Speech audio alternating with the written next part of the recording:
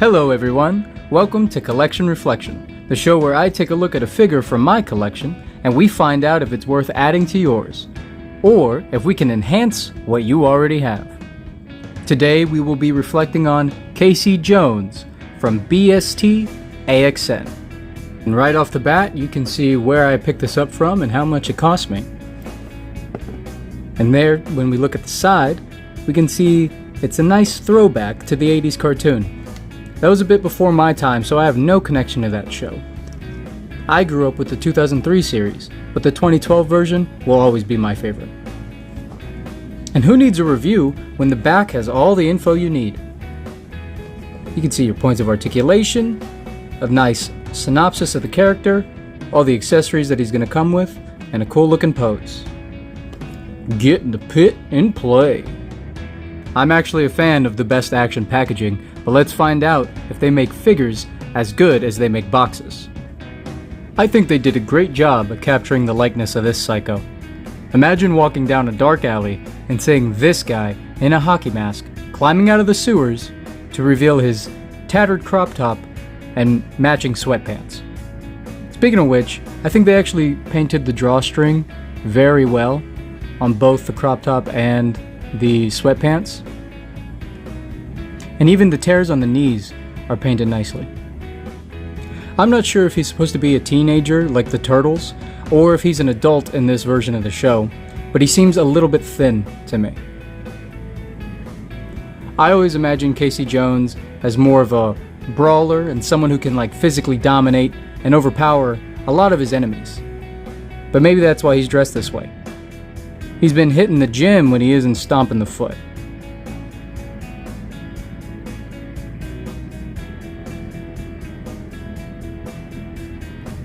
The articulation is where I think he needs the most improvement.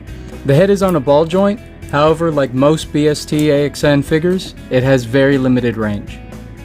The shoulder pad is going to stop his left arm from going any higher than this, which means it won't be able to reach 90 on its own. And the torso articulation is almost non-existent. Plus, these are some of the worst elbows I've ever seen. But they do give great range. The hips also feel a bit limited, but they do offer acceptable opposability. As far as accessories go, that's where this figure really shines. He has a tremendous hockey mask head sculpt. And even though the paint is a bit off on the sides, it still looks really, really nice. His hair is also sculpted very well. He's supposed to have two alternate fists, but I seem to have lost the left one because the wrist peg is very loose. You can almost pull it out with no effort at all. But he's going to come with one white fist and then one brown one. He also comes with this brown golf bag. It's one solid piece of plastic with no paint on it, but it can be used to hold all of his accessories. They sit in there pretty loose, so I wish there was a way to store them in here more securely, because if he tips over, they're all spilling everywhere. Casey Jones also comes with a really cool baseball bat with a chipped end.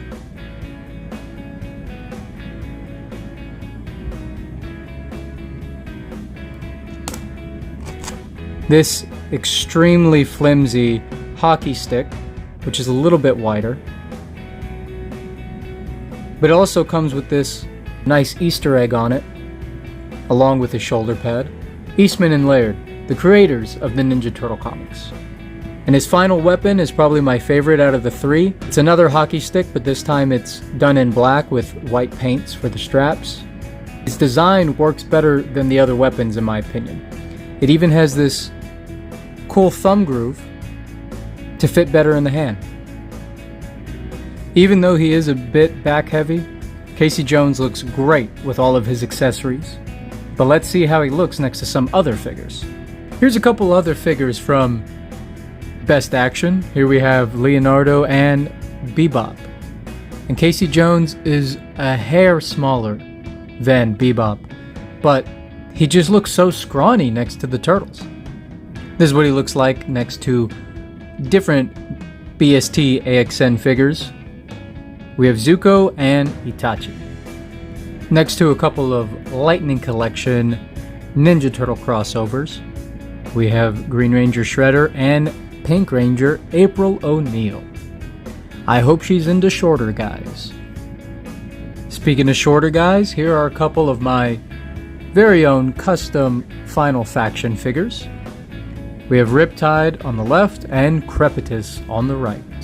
From another 4-inch line, here we have Spin Master, DC's Batman, and Red Hood.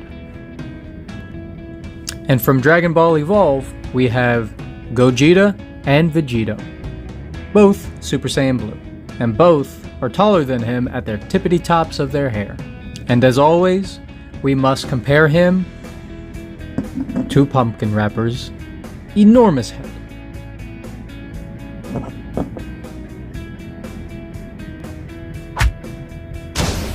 So what's good about this figure? Well, I really enjoyed the design and the color choices they made, plus the accessories he comes with are awesome. His hockey mask is really well done, and I like all the weapons that he was given. Some of the bad things about this figure. Well, the limited articulation really bugs me. The high 5 hinge wrists instead of a vertical one when he's going to be holding weapons most of the time. His size compared to the other turtles, he seems a little too small next to them. And these elbows are hideous. Not to mention the extremely flimsy plastic that they used for his weapons, so when you're trying to put it in his hand, it's extremely difficult, and most of the time, the hand pops out. The wrists are so loose, he can barely hold his weapon properly without it just flying all over the place. So what are some of the enhancements that we could make then? Well, for starters, I attempted to pop off his shoulder pad because I could tell it's just glued in through this strap. So, as carefully as I could, I was able to remove this strap from the back part of the shoulder pad so it wouldn't be seen. And then I just applied enough force to kind of pop it off the shoulder. So now, he is able to move his arm 360 all the way around just as well as the other side. It bothers me that they chose to make the shoulder pad out of a hard plastic, but all of his accessories are super soft and flimsy. Why couldn't you just make this the soft part so that it would move out of the way, and make these a tougher plastic so they'd fit in his hands better? I also think you could place something in his bag, probably towards the bottom, maybe like a piece of styrofoam or something, just so that you can keep the accessories in it more secure and they wouldn't just rattle around. Or a simpler idea is if you just start stuffing the bag full of accessories to the point where they can't go anywhere. And now he'll just be extra prepared for anything the foot is going to throw at him. Should you collect this figure, or should you reflect it? At a $20 retail price point, I think you should reflect it for now. There are just too many issues. But if you could find it for $15 or less, I'd say go for it.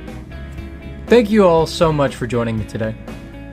If you like what I do and you want to see more of it, check out my social media, and don't forget to subscribe to my channel. I hope you all have a wonderful day, and you find something to chuckle about, and hopefully, you try to be nice to somebody. I'll talk to you next time.